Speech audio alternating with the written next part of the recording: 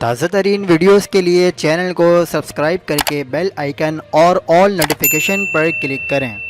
حق پاکستان نیوز کے ساتھ میں ہوں محمد جنید اسدی۔ سپریم کورٹ نے کراچی میں پارک کی زمین پر بنی مساجد، مزار اور قبرستان گرانے کا حکم دے دیا۔ آپ کو ایک اہم خبر سے آگاہ کرتے چلیں کہ سپریم کورٹ کراچی رجسٹری میں طارق روڈ پارک پر مدینہ مسجد و دیگر تجاوزات کے خلاف کیس کی سماعت ہوئی۔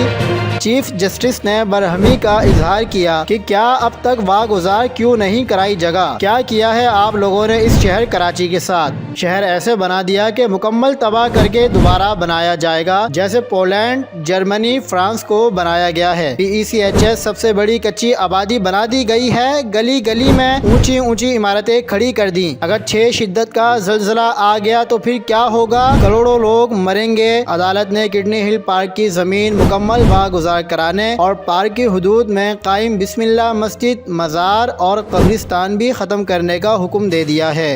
مزید خبروں کے لیے دیکھتے رہیے حق پاکستان نیوز۔